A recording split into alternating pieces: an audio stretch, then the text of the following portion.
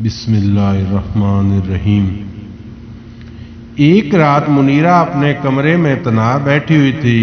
باہر مختلف اطراف سے لگاتار توپوں اور بندوقوں کے دھماکے سنائی دے رہے تھے۔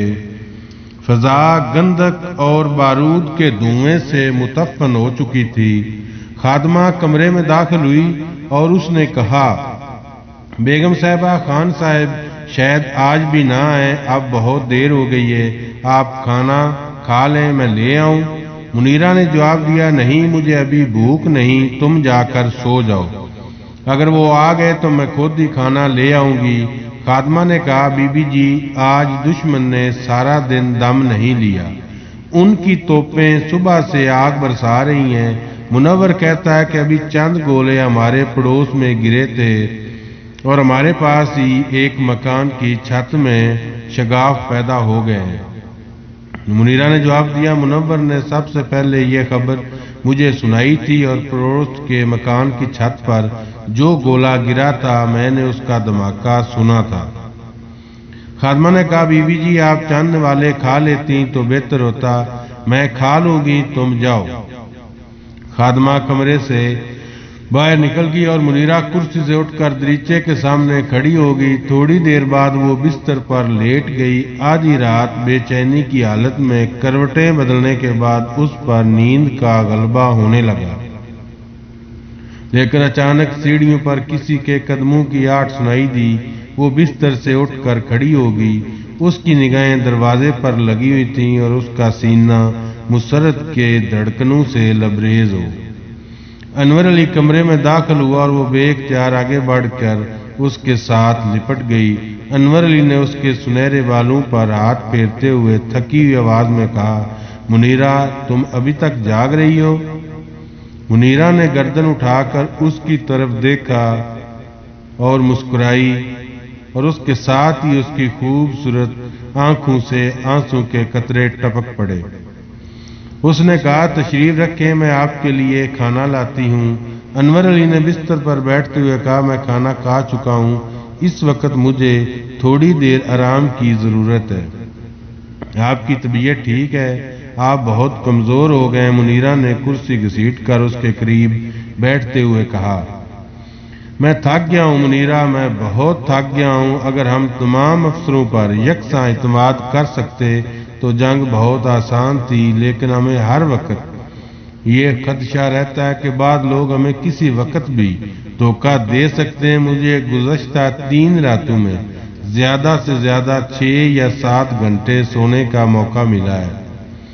آج میں تھکاوٹ اور نیند سے نڈال ہو کر گر پڑا تھا اور سید غفار نے مجھے صبح تک گھر میں آرام کرنے کا حکم دیا ہے۔ منیرہ نے کہا، مجھے یقین نہیں آتا کہ میسور کا کوئی سپاہی سلطان ٹیپو کے ساتھ غداری کر سکتا ہے۔ منیرہ، ہمیں میسور کے عام سپاہیوں سے کوئی خطرہ نہیں، وہ مرتے دم تک سلطان ٹیپو کے وفادار رہیں گے۔ ہمیں صرف اونچے طبقے کے ان مفاد پرست لوگوں سے خطرہ ہے جو تاریخ گزرگاہوں میں قوم کا ساتھ نہیں دیا کرتے۔ منیرہ نے سوال کیا، ایسے ناقابل اعتماد لوگوں کو فوج سے علیحدہ کیوں نہیں کیا گیا؟ انور علی نے جواب دیا، منیرہ، بعض اوقات ایک غلط وقت پر ایک صحیح اقدام بھی خاطر خواہ نتائج پیدا نہیں کرتا۔ ہمارے تاریخ کے یہ چند دن ایسے ہیں کہ ہم کسی اندرونی انتشار کا خطرہ مول نہیں لے سکتے، لیکن ہمیں یقین ہے کہ اگر خدا کا فضل شامل حال رہا تو 2 ہفتوں کے اندر اندر جنگ کے حالات ہمارے لیے موافق ہو جائیں گے اور ہم اپنے اندرونی حالات پر پوری توجہ دے سکیں گے۔ ابھی تک ہمیں یہ بھی معلوم نہیں ہو سکا کہ دشمن کے ساتھ ساز باز کرنے والے غداروں کی صحیح تعداد کیا ہے۔ تاہم تمہارے اطمینان کے لیے میں یہ بتا سکتا ہوں کہ جن لوگوں کی وفاداری مشکوک ہے انہیں جنگ کے دوران کوئی اہم ذمہ داری نہیں سونپی جائے گی۔ پھر جب مناسب وقت آئے گا تو ہم ایک ساتھ 2 اہم خبریں سنیں گے، ایک یہ کہ ہم نے دشمن کو پسپائی پر مجبور کر دیا ہے، دوسری یہ کہ ہم نے سرنگا پٹم کے اندر اور سرنگا پٹم سے باہر دوسرے شہروں اور قلعوں میں سلطان کے خلاف ایک خطرناک سازش میں حصہ لینے والے تمام مجرموں کو گرفتار کر لیا ہے۔ یہ بھی ہو سکتا ہے کہ جو غدار ابھی تک ہماری نگاہوں سے پوشیدہ ہیں وہ بدلتے ہوئے حالات میں اپنے آپ کو بڑھ چڑھ کر سلطان کا وفادار ثابت کرنے کی کوشش کریں اور ہم فوج کے اندر بے چینی اور بد دلی کا خطرہ مول لیے بغیر اس سازش کے سرگنوں سے نجات حاصل کر لیں۔ منیرا نے چند ثانیے کے بعد پوچھا، آپ کو یقین ہے کہ چند دنوں تک جنگ کا پانسا پلٹ جائے گا؟ ہاں منیرا، مجھے یقین ہے وہ سپاہی جنہیں سلطان ٹیپو جیسا رہنما ملا ہو خدا کی رحمت سے مایوس نہیں ہو سکتے۔ انور علی نے یہ کہہ کر اپنے جوتے اتارے اور ایک جمائی لے کر بستر پر لیٹ گیا۔ منیرا نے ذرا آگے جھک کر کہا، غازی خان کے قاتلوں کا سراغ ملا؟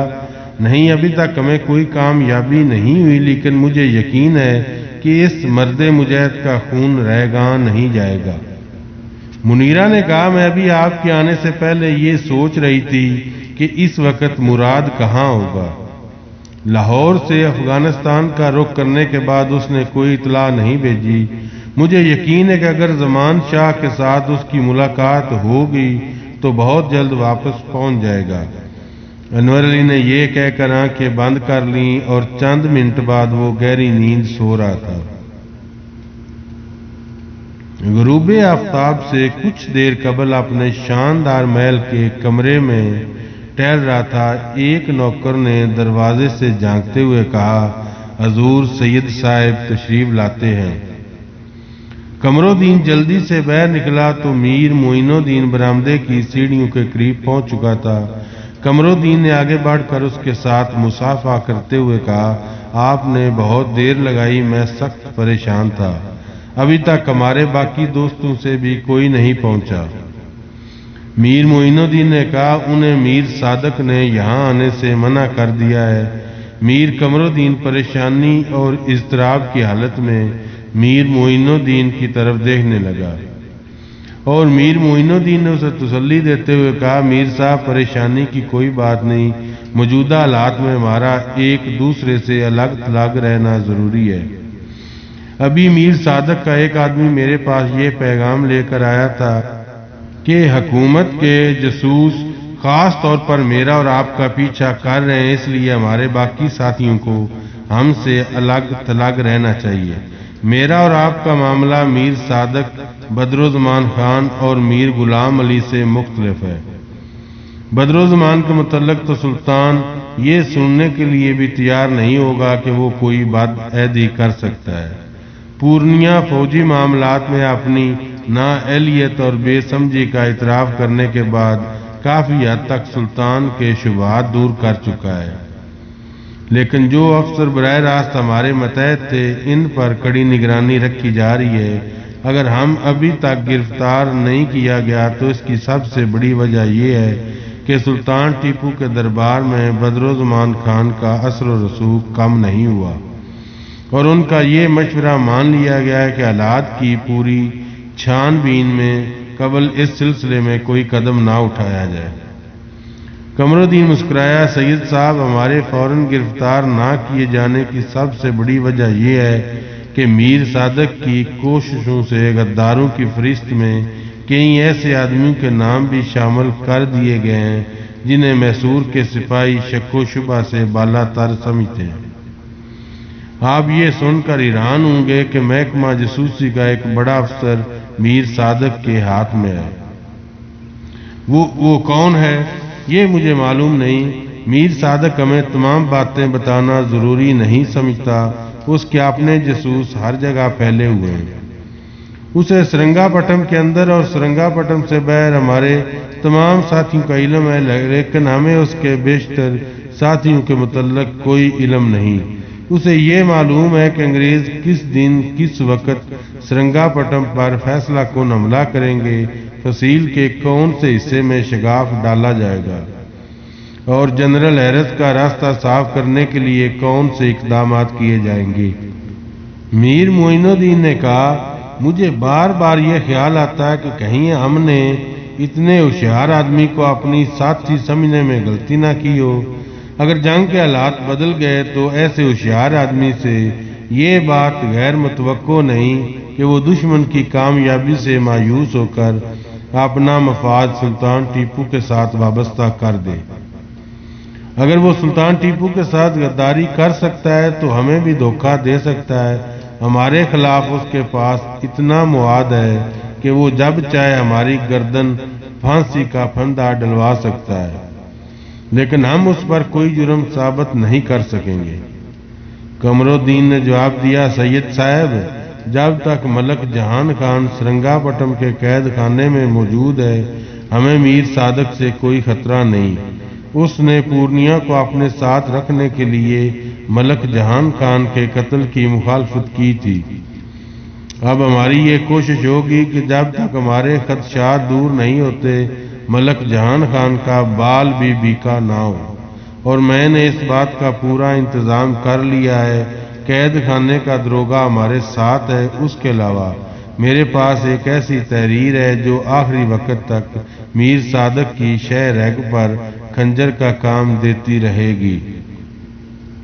میر معین الدین دم بخود ہو کر اس کی طرف دیکھنے لگا اور قمر الدین نے قدرے توقف کے بعد کہا، میرے پاس سلطان ٹیپو کے نام ملک جہان خان کی ایک درخواست ہے جس میں اس نے اپنی گرفتاری کے تمام واقعات بیان کیے ہیں۔ یہ درخواست آپ کے پاس کیسے پہنچی؟ میر قمر الدین نے جواب دیا، میں نے قید خانے کے دروغہ کو مشورہ دیا تھا اور اس نے ملک جہان خان سے یہ درخواست لکھوا کر میرے حوالے کر دی تھی۔ اب صورت یہ ہے کہ قید خانے کا دروغہ میر صادق اور میں ایک دوسرے کو دھوکہ نہیں دے سکتے۔ احتیاط کے طور پر اس درخواست کے متعلق پورنیہ اور میر صادق کو بھی بتا چکا ہوں۔ ہمارے لیے اپنے تمام ساتھیوں کو اس بات کا یقین دلانا ضروری تھا کہ پھانسی کا پھندا ہم سب کے لیے یکساں تکلیف دہ ہوگا۔ معین الدین نے کہا، میر صاحب، غازی خان کا قتل میرے لیے ابھی تک ایک معمہ ہے، لیکن میرے لیے یہ معمہ نہیں۔ مجھے یقین ہے کہ اسے میر صادق کے آدمیوں نے قتل کیا ہے، اور اسے قتل کرنے کی وجہ یہ تھی کہ وہ جس قدر ذہین اور تجربہ کار تھا اسی قدر ہمارے لیے خطرناک تھا۔ آپ نے میر صادق سے اس کے متعلق پوچھا ہے؟ لیکن غازی خان کے قتل سے پہلے میر صادق نے ایک دن میرے ساتھ جو باتیں کی تھی ان سے مجھے اندازہ ہوا تھا کہ اس کے آدمی غازی خان کے پیچھے لگے ہوئے ہیں۔ مئی 1799 کے آغاز کے ساتھ سرنگا پٹم پر دشمن کی گولہ باری انتہائی شدت اختیار کر چکی تھی۔ میسور کے غدار دفاعی استحکامات کے متعلق دشمن کو تمام ضروری معلومات فراہم کر چکے تھے اور شہر پناہ کے کمزور حصوں پر دشمن کی گولہ باری نسبتاً زیادہ شدید تھی۔ انگریز آہستہ آہستہ اپنی قلعہ شکن توپیں آگے لا رہے تھے اور ان کے پیادہ دستے حملے کے لیے فصیل کے ارد گرد خندقیں کھود رہے تھے۔ قلعے کے بیرونی فصیل نے مورچوں سے دشمن پر اہل سرنگا پٹم کی گولہ باری کافی مؤثر ثابت ہو سکتی تھی اور انہیں بآسانی پیچھے ہٹایا جا سکتا تھا، لیکن جو افسر غدارانہ قوم کے ساتھ مل چکے تھے وہ صرف نمائشی کارگزاری پر اکتفا کر رہے تھے۔ دشمن کو صرف ان مورچوں سے شدید مزاحمت کا سامنا کرنا پڑ رہا تھا جہاں سلطان ٹیپو کے وفادار افسر موجود تھے۔ اس طوفان میں عام سپاہیوں کے حوصلے قائم رکھنا سلطان کے لیے ایک بہت بڑا مسئلہ بن چکا تھا۔ وہ کبھی پیدل کبھی گھوڑے پر سوار ہو کر جگہ جگہ دفاعی استحکامات کا معائنہ کرتا اور اسے اپنی تھکاوٹ، بھوک اور پیاس کا احساس نہ تھا، لیکن غدار اپنا کام کر چکے تھے۔ وہ سلطان ٹیپو کو دیکھتے ہی دشمن پر گولہ باری شروع کر دیتے اور جب سلطان کی توجہ کسی دوسرے محاذ پر مبذول ہوتی تو وہ ہاتھ پر ہاتھ دھر کر بیٹھ جاتے۔ سلطان ٹیپو کے وفادار افسر بھی اس صورتحال سے عہدہ بار ہونے کے لیے دن رات مصروف رہتے، لیکن ان کی ہمت اور ان کا اصرار و خلوص دشمنان وطن کے ارادوں کا توڑ ثابت نہ ہو سکا۔ جو افسر میر صادق اور دوسرے غداروں کی ہدایات پر عمل کر رہے تھے وہ نمائشی گولہ باری کے وقت بھی اپنی اس بات کی تسلی کر لیتے تھے کہ دشمن کی ان توپوں کو بندوقوں کی زد سے بہہ رہے ہیں۔ 3 مئی کے دن فصیل میں چند شگاف پیدا ہو چکے تھے اور شہر میں جگہ جگہ آگ لگی ہوئی تھی۔ سلطان ٹیپو آدھی رات تک مختلف مورچوں پر گشت کرتا رہا۔ تیسرے پہر اس نے محل میں جانے کی بجائے شمالی دیوار کے ساتھ ہی ایک خیمے میں کچھ دیر آرام کیا۔ صبح کے وقت وہ نماز سے فارغ ہو کر باہر نکلا تو خیمے کے دروازے کے سامنے فوج کے چند افسر اور چند ہندو سادھو اور جوتشی کھڑے تھے۔ ایک افسر نے آگے بڑھ کر سلام کرتے ہوئے کہا، عالی جا، رات کے وقت دشمن کی مسلسل گولہ باری کے باعث شہر پناہ کے جنوب مغربی کونے میں ایک وسیع شگاف پڑ چکا ہے۔ سلطان ٹیپو نے کسی توقف کے بغیر اپنا گھوڑا لانے کا حکم دیا، لیکن سرنگا پٹم کے مشہور جوتشی نے ہاتھ باندھتے ہوئے کہا، انداتا، آج کا دن آپ کے لیے بہت منحوس ہے، اس لیے آپ کو اپنے محل میں قیام کرنا چاہیے۔ سلطان ٹیپو مسکرایا، اگر تم مجھے موت سے ڈرانا چاہتے ہو تو تمہیں مایوسی ہوگی۔ نہیں انداتا، آج آپ باہر نہ نکلیں۔ سلطان ٹیپو نے کہا، اس دنیا میں ہر مسافر کی ایک آخری منزل ہوتی ہے اور میں اپنی تقدیر سے بھاگنے کی کوشش نہیں کروں گا۔ جوتشی نے کہا، انداتا، بھگوان آپ کو رہتی دنیا تک سلامت رکھے، لیکن آج آپ دان ضرور کریں۔ سلطان ٹیپو نے پاس ہی ایک سپاہی کے ہاتھ سے گھوڑے کی باگ پکڑ لی اور رکاب پر پاؤں رکھتے ہوئے کہا، سونے اور چاندی کے دان کے لیے محل کے دروگا کو میرا حکم پہنچ چکا ہے، لیکن ایک حکمران کا سب سے بڑا دان یہی ہو سکتا ہے کہ وہ اپنی رعایا کی عزت اور آزادی کے لیے اپنے خون کے چند قطرے پیش کر دے۔ سلطان ٹیپو نے زین پر بیٹھتے ہی گھوڑے کو ایڑ لگا دی۔ تھوڑی دیر بعد وہ شگاف کے قریب پہنچا تو انور علی نے جلدی سے آگے بڑھ کر اس کا راستہ روک لیا اور گھوڑے کی باگ پکڑتے ہوئے کہا، علی جا، آگے مت جائیے۔ سلطان نے کہا، کیوں، کیا بات ہے، تم اس قدر بد آواز کیوں ہو؟ انور علی کی طرف سے کسی جواب سے قبل یکے بعد دیگرے توپ کے 3 گولے چند قدم دور گرے اور لوہے کا ایک ٹکڑا سلطان ٹیپو کا بازو چھوتا ہوا نکل گیا۔ بائیں طرف فوج کے افسروں اور سپاہیوں کا ایک ہجوم کھڑا تھا۔ 3 آدمی سلطان ٹیپو کو دیکھتے ہی بھاگتے ہوئے اس کی طرف بڑھے۔ ان میں سے ایک بدروزمان، دوسرا میر صادق اور تیسرا یورپین دستوں کا افسر اعلیٰ موسیو چیو تھا۔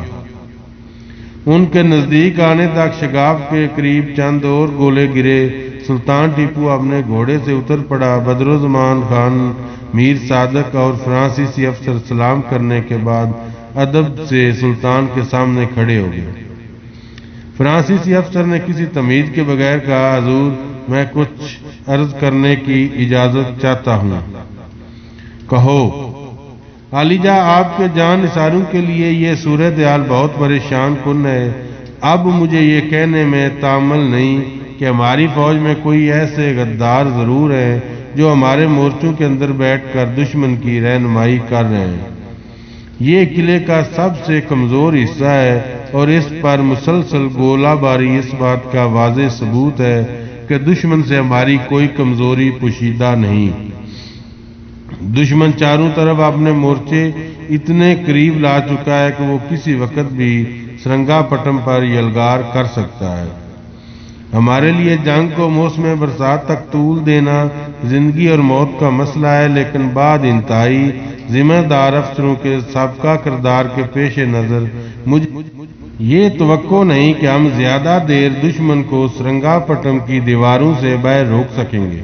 اگر مجھے بزدل یا نمک حرام نہ سمجھ جائے تو میں کہو، تم روک کیوں گئے؟ اگر تم کوئی مفید تجویز پیش کر سکتے ہو تو ہم سننے کے لیے تیار ہیں۔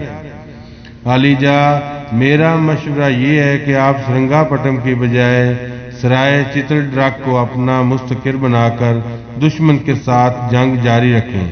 اگر آپ 10,000 سوار اور 5,000 پیادہ سپاہی اپنے ساتھ لے جائیں تو بھی سرنگا پٹم کی دفاعی قوت میں کوئی خاص کمی واقع نہیں ہوگی۔ سرنگا پٹم اگر کوئی خطرہ ہے تو وہ ان غداروں کی طرف سے ہے جن کی سازشوں کے باعث ابھی حضور کے وفادار سپاہیوں کو اپنی بہادری کے جوہر دکھانے کا موقع نہیں ملا۔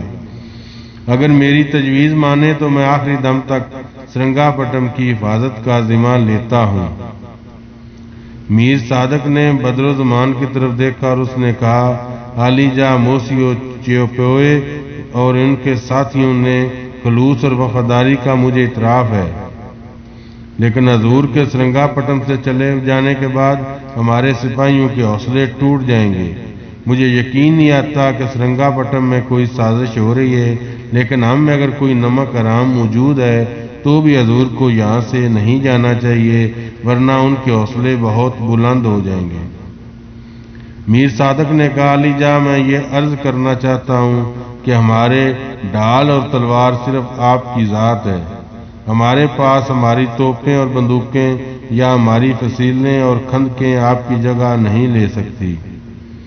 فرانسیسی افسر نے مایوس ہو کر کہا، علی جا اگر حضور کو میری یہ تجویز منظور نہ ہو تو میں عرض کرنا چاہتا ہوں کہ انگریزوں کو حضور کے خلاف سب سے بڑی شکایت یہ تھی کہ ہم فرانسیسی جنہیں وہ اپنا بدترین دشمن سمجھتے ہیں آپ کی فوج میں ملازم ہیں۔ اگر ہماری قربانی دے کر آپ دشمن کے ساتھ مصالحت کر سکیں تو میسور کی خاطر میرے تمام ساتھی انگریزوں کی قید میں جانے کے لیے تیار ہیں۔ نہیں، سلطان ٹیپو نے فیصلہ کن لہجے میں کہا، یہ نہیں ہو سکتا۔ میں ان شریف اور بہادر اور وفادار ساتھیوں کو دشمن کے حوالے نہیں کر سکتا جو میری دعوت پر اپنا وطن چھوڑ کر یہاں آئے تھے۔ یہ بات میسور کے ایک معمولی سپاہی کے لیے بھی ناقابل برداشت ہوگی۔ سلطان گھوڑے پر سوار ہو کر سپاہیوں کے ہجوم کی طرف بڑھا اور وہ صف بصف کھڑے ہو گئے۔ سلطان نے ان کے قریب پہنچ کر کہا، تم نے اس شگاف کی مرمت کیوں نہیں کی؟ ایک افسر نے جواب دیا، علی جا ہم نے پچھلے پیر سید غفار کے حکم سے اس کی مرمت شروع کر دی تھی، لیکن میر صاحب کا خیال تھا کہ ہمیں دشمن کی گولہ باری تھم جانے کا انتظار کرنا چاہیے۔ کون سے میر صاحب؟ سلطان ٹیپو نے غصے کے لہجے میں سوال کیا۔ دیوان صاحب علی جا۔ سلطان ٹیپو نے مڑ کر پیچھے دیکھا، اتنی دیر میں میر صادق اور اس کے ساتھی قریب پہنچ چکے تھے۔ سلطان ٹیپو نے اپنے گھوڑے کی باگ موڑتے ہوئے میر صادق سے کہا، تمہیں معلوم ہے کہ اس شگاف اور دشمن کی خندقوں کے درمیان زیادہ فاصلہ نہیں، اس کے باوجود تم نے انہیں شگاف بند کرنے سے منع کیا ہے؟ علی جا دشمن کی گولہ باری بہت شدید تھی اور میں نے اپنے سپاہیوں کی جانیں بلا وجہ خطرے میں ڈالنا مناسب خیال نہ کیا۔ سلطان ٹیپو نے کہا، چند جانوں کے لیے پورے میسور کی عزت اور آزادی خطرے میں نہیں ڈالی جا سکتی۔ میں حکم دیتا ہوں کہ یہ شگاف کسی تاخیر کے بغیر بند کر دیا جائے اور باقی افسروں کو حکم دو کہ وہ اپنے اپنے مورچوں میں چلے جائیں۔ بہت اچھا علی جا۔ اس کے بعد سلطان ٹیپو نے مشرق کی طرف باغ موڑی اور گھوڑے کو ایڑ لگا دی۔ قریباً 3 گھنٹے شہر کے تمام مورچوں کا معائنہ کرنے، افسروں اور سپاہیوں کو ضروری ہدایات دینے اور رات کی لڑائی میں زخمی ہونے والے سپاہیوں کو دیکھنے کے بعد وہ اپنے محل کا رخ کر رہا تھا۔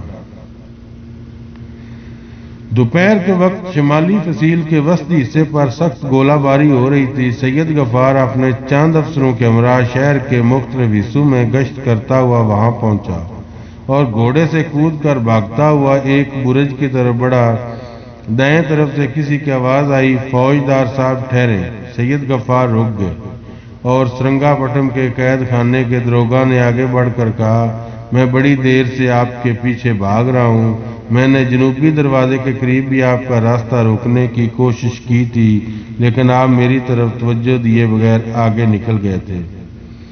آپ سے پہلے میں نے سلطان معظم کی خدمت میں حاضر ہونے کی کوشش کر چکا ہوں، لیکن مجھے کامیابی نہیں ہوئی۔ پاس ہی فصیل پر ایک گولہ پھٹا اور اینٹوں کے کئی ٹکڑے ادھر ادھر گر پڑے۔ سید غفار نے کہا تم جو کچھ کہنا چاہتے ہو جلدی کہو، میرا وقت ضائع مت کرو۔ دروگا نے کہا جناب قلعے کے جنوب مغربی کونے میں جو بڑا شگاف پیدا ہو چکا ہے آپ کو اس کی طرف فوری توجہ دینی چاہیے۔ تم کو شگاف کے متعلق پریشان نہیں ہونا چاہیے، آج شام تک وہ بند کر دیا جائے گا، اور میں نے وہاں کافی سپاہی بھیج دیے ہیں۔ میر صادق وہاں موجود ہے، اگر تم کوئی بہتر مشورہ دے سکتے ہو تو ان کے پاس چلے جاؤ۔ سید غفار یہ کہہ کر تیزی سے سیڑھیوں پر چڑھنے لگا اور آن کی آن میں برج پر جا پہنچا۔ برج کے اندر 3 توپیں نصب تھیں اور انور علی دوربین کی مدد سے دریا کے پار دشمن کی نقل و حرکت کا جائزہ لینے کے بعد توپچیوں کو ضروری ہدایات دے رہا تھا۔ سید غفار آگے بڑھ کر اس کے ہاتھ سے دوربین پکڑ لی اور آنکھ سے لگاتے ہوئے کہا معلوم ہوتا ہے کہ آج دشمن اپنی توپوں کو آگے لے آیا ہے، لیکن دریا کے کنارے ان کی خندقوں میں مکمل سکوت ہے۔ انور علی نے کہا فضیل کے مشرقی حصے کے سامنے ہم نے دشمن کے بیشتر توپ خانوں کو پیچھے ہٹا دیا ہے۔ سید غفار نے دوربین نیچے کرتے ہوئے کہا مجھے پانی دو۔ ایک سپاہی نے اپنی چھاگل اتار کر پیش کر دی اور پانی کے چند گھونٹ پینے کے بعد سید غفار کے تھکے اور مرجھائے ہوئے چہرے پر قدرے تازگی آ گئی۔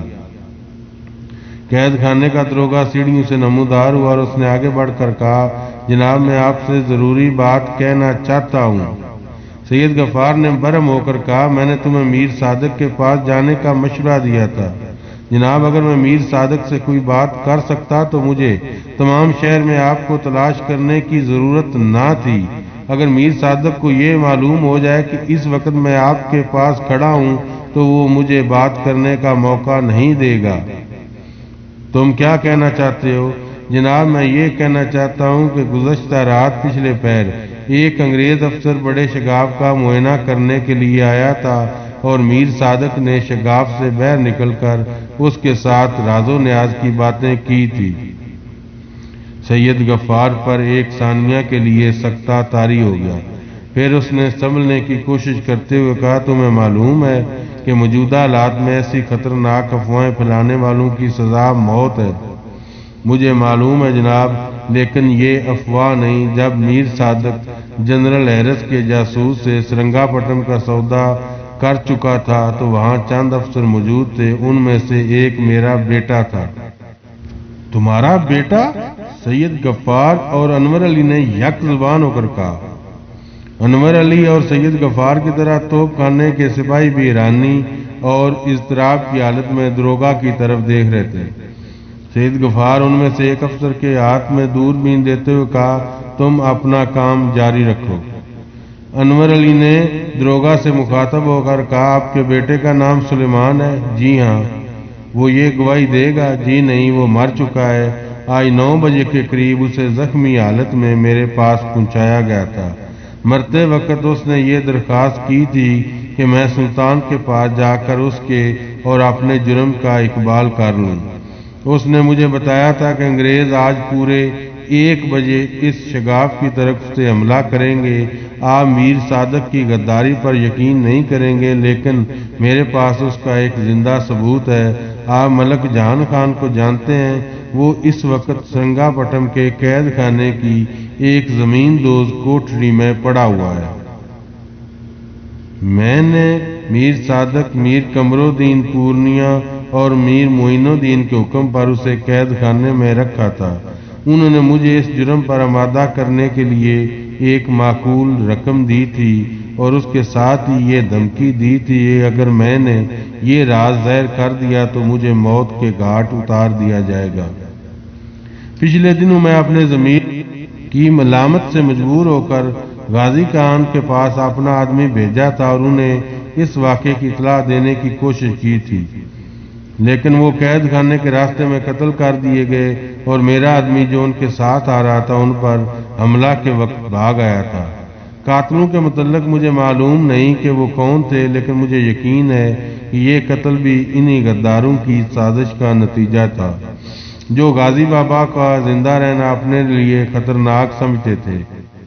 غازی خان کے قتل کے بعد میں نے اپنا مستقبل پھر انہی لوگوں کے ساتھ وابستہ کر دیا تھا۔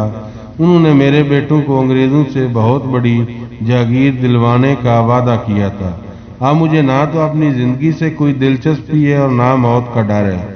مجھے صرف اس بات کا افسوس ہے کہ یہ انکشاف اب آپ کو کوئی فائدہ نہیں پہنچائے گا۔ میرے بیٹے نے مرتے وقت یہ بتایا تھا کہ دشمن دوپہر کے وقت 1 بجے عام حملہ کر دے گا۔ 1 بجے؟ سید غفار نے جلدی سے اپنی جیب سے گھڑی نکالتے ہوئے کہا، اور 1 بجنے میں صرف 10 منٹ باقی ہیں۔ تم نے ہمارا اتنا وقت ضائع کر دیا ہے۔ سید غفار اور انور علی بھاگتے ہوئے فصیل سے نیچے اترے۔ سوار ابھی تک سیڑھیوں کے سامنے کھڑے تھے۔ سید غفار نے اپنے گھوڑے کی زین پر کودتے ہوئے بلند آواز میں کہا،